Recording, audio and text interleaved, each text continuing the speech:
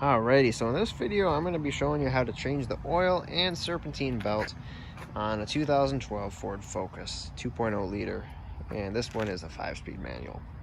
We will also be changing the manual transmission fluid on this thing. We're also going to go ahead and change the spark plugs on this thing. We will also be changing the cabin and engine air filters, as well as cleaning the intake valves on this GDI, or gasoline direct injection system. Now, as you'll notice, this is a low profile jack I have here, and it doesn't even really fit under the car because it's pretty low. So you got to find a stable jacking point, and where I like to go, this is right behind the front wheel, where you have a piece of frame right here. Go ahead and place the jack under here because this is going to be a stable point to lift the car with. Some other options, if you have scissor jack, you can jack it up here on this pinch weld. This piece right here is a solid piece of frame you can jack up, or you can go right here, or where the control arm meets with the frame. If you can get behind that, you're at a stable point right here. I'm touching it with my fingers. You could get there. My jack doesn't reach under there, so we are just going to jack it up with the frame that we have close to the edge of the car. Now, once you've lifted the car high enough, go ahead and put a jack stand in a secure area. I am putting it right here on the frame behind the control arm. Go ahead and repeat the process on the opposite side. Now the car is securely lifted on jack stands, right? Wrong. Go ahead, push into it, hit it on the front, hit both sides of it, shake it, go around to the back, give it a good shove. It's not moving. Always go around and shake the vehicle to make sure that your jack stands are secure and the car is not going to fall on you. Once you've verified that it's safe to crawl under your Ford Focus, there are a series of Torx bolts that you need to remove all the way around this plastic, or whatever you want to call it, little felt cover that covers the bottom of the engine. You're going to need to take all of those bolts out and remove this cover. Now, I can't tell you for sure if this is factory or not, but the drain plug size on this thing is a 15 millimeter, so I got my 15 millimeter socket. I got my drain pan open and ready to go, and we just got to break that bolt loose, the drain plug, and once we break it loose, we can usually take it off by hand. Alright, now have the shop towels handy for when you take that plug out, because you will get your hand oily. I like to keep the drain plug set aside inside of a paper towel, keep it clean. But yeah, just wait for oil to stop flowing out. Once it stops, you can put that plug back in, and then we will do this filter. Alright, so while we're waiting for that oil to drain, we might as well do that belt. Stick a 13 millimeter wrench onto the tensioner here, and to remove the tensioner, just push it back. It loosens that belt. You can then slip that belt off. Alright, now that the belt's off the tensioner, you're good there. Make mental note or draw a diagram of the way your belt's routed. Some may come with a sticker somewhere on the engine bay with the route for the belt. Mine unfortunately doesn't, but that's okay. I can remember where everything goes, or I can look it up online and find a belt routing diagram. Not a big deal. One trick I found is it really helps to use a flathead screwdriver to help pry that belt off when you have the tensioner loosened, because it is on there pretty tight. Anyway, now that's off, just unloop it from all the belts and remove it. Now that was the easy part. There is an AC belt that needs to be removed as well, and that's down here. You gotta take all the bolts out around the AC compressor, and partially I have to remove this metal cover from the compressor, and it might help to slightly move the compressor, I'm not sure yet. But this is a stretch belt, so it comes off. You just have to work with it. But in order to get it off, you got to remove this metal cover, which means removing at least 4 of the AC compressor bolts. In case I didn't mention, these right here are 10 millimeter bolts. All right, and I know it may sound a little bit like a pain in the butt, but do take out all the bolts around this AC compressor, because then you're able to lift it up and get this belt off way easier. I do have it held in by 1 bolt right now, just so that it's not hanging off the AC lines. But yeah, definitely I checked the Haynes manual. I was a little skeptical when it said I had to remove the AC compressor, but it's definitely going to make your life a whole lot easier if you do. So take that AC compressor off, and then you can access the belt. With the AC belt removed, you can feed this belt over all the other pulleys. Again, just pull back on that tensioner so you can slip it up and over. It's pretty easy to do. All right, and once you do that, you can go ahead and put the AC belt back on. I'm reusing mine because, for one, it doesn't look too bad, and two, the Continental belt 4050281S that shows is correct for this vehicle does not fit. So if I ever do decide to replace this, I'm probably just going to go with the Motorcraft one, because it's going to for sure fit, whereas the Continental replacement is a little too tight, and I almost broke this compressor trying to put it back in. So just a heads up, but fortunately my belt's in good shape, so I can reuse this. Alrighty, and once you get this plate and the compressor bolted back up, you should be in good shape. Belt feels good. Now we gotta get back to our oil change. Gotta reinstall the drain plug. So just screw that back in. Then next, we'll unscrew the oil filter and install a new one. And as you can see here, I like to write the mileage at which it was changed. This one's at 57,000, so I'm gonna write 59.3 on the next one. I know it's pretty early oil change, but I am taking this car on a road trip in a few weeks. So it's kind of at the awkward stage where if I change it now, it's a little too early, but if I take the road trip first and then change it, it's gonna be a little too late. So we're doing it now. Now, when you reinstall the drain plug, definitely don't manhandle it. Snug is all you want, because you don't want to strip out the threads on your oil pan, and you don't want to make it impossible for you to get it off next time. So just leave it like that. Scoot our drain pan back a little bit, and we are going to loosen up the oil filter. I might need to use 2 hands for this, or you can use an oil filter wrench if it's really, really stuck, but I should be able to get this by hand. Now, it was nice that it decided to start raining on me right now, but that's okay. So take the oil filter off. Yes, you'll get your hands dirty, so make sure you will have a paper towel nearby. That's where the oil filter goes. It's a good idea to fill up the new oil filter with a little bit of oil before you screw it on, and also put a little oil along the seal of the oil filter, and that makes sure that it seals properly and it doesn't deprive the engine of oil for a long period of time after you've after you change the oil. Because the first time you start the engine and there's no oil in the filter, it has to pump all that oil up through the filter into the engine, and that takes a few seconds, and those few seconds are where the most wear occurs on your engine. Also, make sure your seal didn't get stuck to the engine block there. In this case it didn't, but sometimes it does, and you don't want to double gasket an oil filter, or you will cause a severe leak and possibly ruin your engine. So don't do that. Alright, so I got my new filter, marked the mileage as well as the date.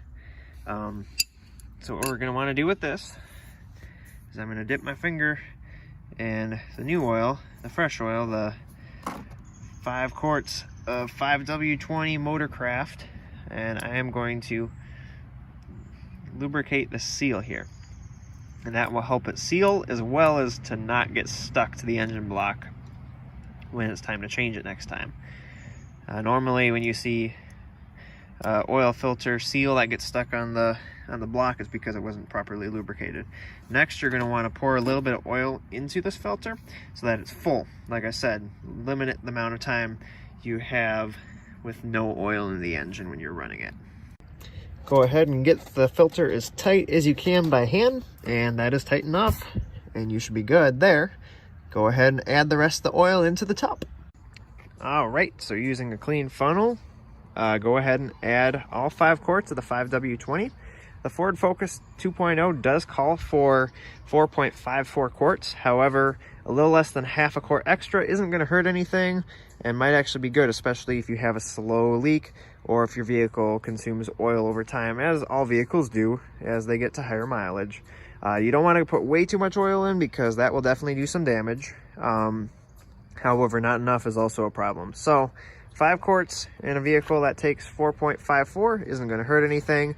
I wouldn't overfill more than by 1 quart or so. Even that would be pushing it, but by half a quart isn't going to hurt anything. So go ahead, dump the whole bottle in. All right, so up next, we're going to do the transmission fluid on it. Now, this is a 5-speed manual transmission. It's the MTX75. Now, Ford gave me a heck of a time trying to find the drain plug, because this up here where you see my T50 sockets in right now, that's the fill plug. The drain plug on this thing is actually tucked in right here. So it's kind of a pain in the butt to get to, and it took me a lot of searching around the transmission. Dang, there's got to be a drain plug somewhere. Yep, there is. It's just very, very well concealed. So it's right there. You need to use your T50 torque socket to get at that and loosen it up, and the transmission fluid should drain out. And then you're going to need to use a funnel with a tube on it, or a transmission funnel, to come down through here, stick the end of the tube in here, and then pour 2 quarts of dual clutch transmission fluid in through that tube. Alrighty, so with this drain plug taken out, you can see we are pouring out the transmission fluid right now. Alright, so it's getting to the time of day after enough part stores runs that I need to use my headlight here, but I tightened up the drain plug, so that's secure. Now I have this transmission funnel into the fill plug, and I kind of ran it up through here. And if you come around with me to the top, I'll show you what I've done. So I took the intake off. I'm not sure if that's going to be completely necessary anymore, but I have the funnel right there. I also have an additional funnel right here I might use to raise it up and make sure that I'm pouring accurately. So just gonna make sure that this is level and that it's safe to pour. But yeah, it takes 2 quarts of this Motorcraft dual clutch transmission fluid. So now this MTX 75 transmission does take 2 quarts. Once you start to see it dripping out the fill plug, have a drain pan underneath, obviously, that means that the transmission's full and you don't need to fill it anymore. So once you start seeing it drip out, that is the fill level. Once again, using your T50 socket, go ahead and tighten it down. Don't manhandle it, just get it snug. Using your T30, go ahead and tighten up all the bolts, holding on this little splash guard underneath. Unplugging the coils is really easy. Just push the tab in, pull it out. Do this for all 4 cylinders. All right, and then using a 5/16 socket, you can loosen up the bolts that hold the coils on, like so. Once you've taken all the bolts out, it's a good idea to clear out any debris that's around here, anything large. But then the coils just pull up and off of the spark plugs, like so. And you don't want to see any oil down here, so make sure that these are dry. So next, I got a spark plug socket and an extension on here. This is, I believe, a 5/8. Yes, a 5/8 socket to get the spark plugs out. So just stick it down the hole and loosen up the spark plugs. All right, so now these spark plugs that came out of here don't look awful, but it is about 1/100th of an inch too big of a gap. You can see it here. It's gapped at about 0.044. You want it to be gapped at 0.036. So these are slightly worn and they are slightly dirty. You do not want to see oil on these. That's a bad sign that you have a valve cover gasket leaking. So yeah, these don't look too bad, but we're going to replace them anyway. This has 60,000 miles on it. When tightening the spark plugs, remember to go snug, but don't over tighten, because you do have an aluminum head, and if you tighten it too far, you will strip out your threads in the spark plug holes, and that is a bad day for everybody. The spark plugs you're going to want to use for this job are Motorcraft Iridiums, part number Sierra Papa 535. Go ahead and push the coil back down till it clicks. There we go. And then we can bolt it back in, move on to the next cylinder. Now that we've changed the spark plugs and the oil, we're gonna start it up to make sure everything runs good.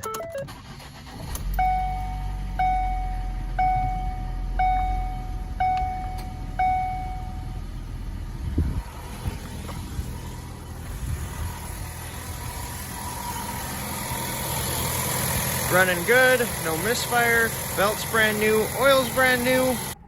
So perfect. To clean the intake valves, what we're going to use is this STP Pro Series intake valve cleaner. Now essentially the way the gasoline direct injection system works is it injects gasoline directly into the cylinders so that it never actually passes over the intake valves. Now gasoline is a great solvent, so on cars with port fuel injection where the gasoline passes over the intake valves, it actually cleans the carbon deposits off. In this case, in a GDI motor, there is no way that the valves can clean themselves. So what we need to do is we need to run a cleaner through the intake. So what we're gonna do is we're gonna loosen up this hose clamp on the intake, pull this off a little ways, and then stick the hose in just above the throttle body here. Now it's important to be very careful around this throttle body. It is electronic, it is a very expensive part. You don't want to have anything accidentally fall in there. So be very careful doing this.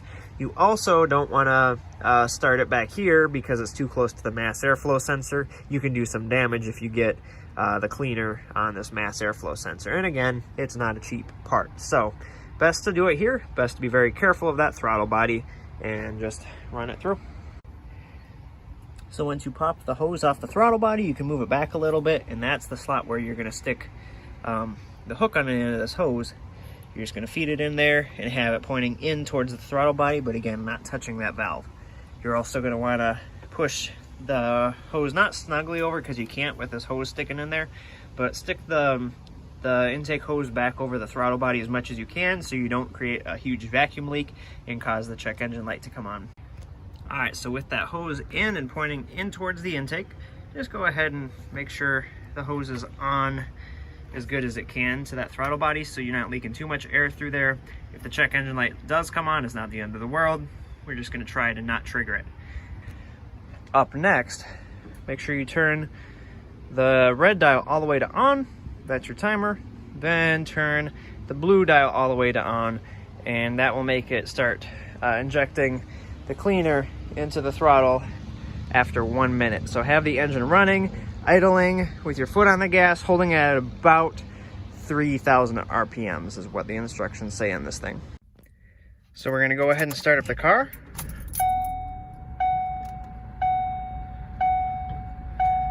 Put it in neutral, and I'm gonna hold my foot on the gas, hold it at about 3,000 RPMs for 10 minutes. So we'll keep an eye on the clock. With an electronic throttle body, it's kind of difficult to find that position to hold at a steady RPM, but you'll find it. Now once you see the hose start jiggling like that, that means it's injecting the cleaner, so you're doing something right. Once the hose stops moving, that means it's done. You can take your foot off the gas, and we're gonna go take that out of the throttle. But first, of course, shut the car off. So once you go ahead and remove the tube from the cleaner out of the throttle body, go ahead and just kind of weasel this intake hose back over it and tighten down the hose clamp with a flat head. Now we're gonna go ahead and change the air filter. The part number for this air filter is SA11114 through STP. However, you can see there are a few other brands that do have cross to it. So whether you do Motorcraft or whatever, this is the correct filter.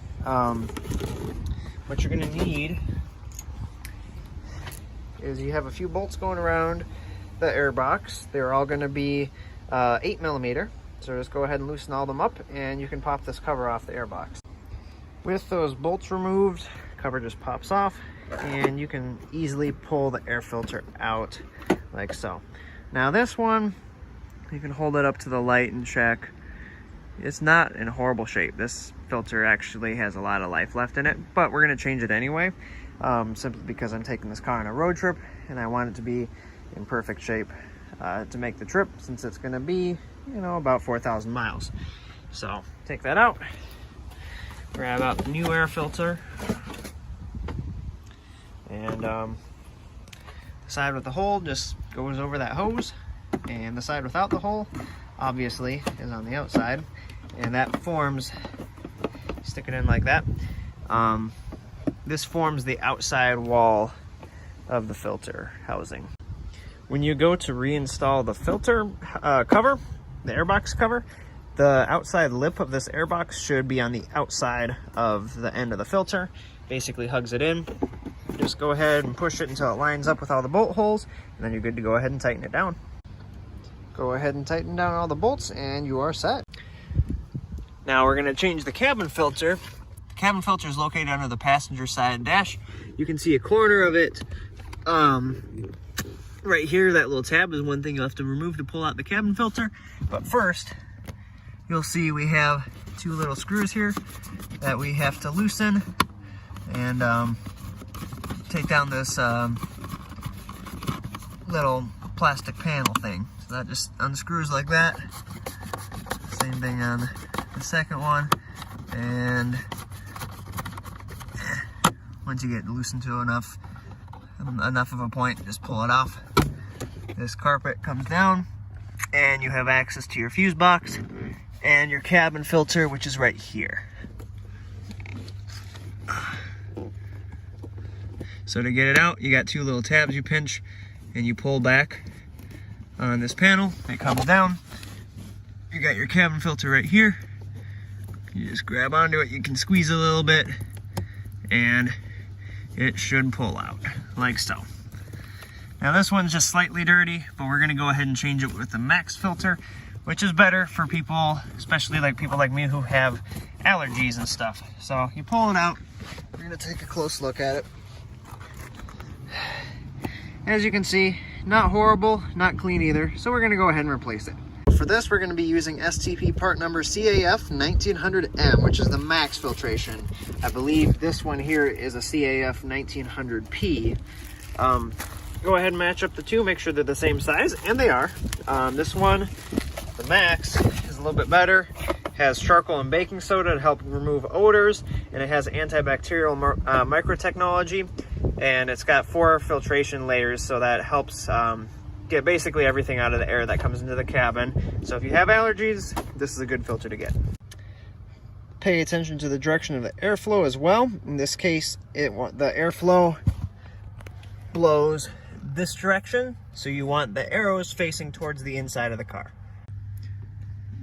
Now getting that filter in is a little bit of a pain. You do have to squish it and work with it a little bit to fit it in. That's perfectly fine. Go ahead and squeeze it. It's not going to hurt anything. Little cover panel just snaps back into place, and then we can go ahead and stick our carpet back up to block off the fuse box. Alright, so you go ahead and pin the carpet back up, and then you are all set. Cabin filter is changed. Alrighty guys, thanks for watching. Yeah, so we've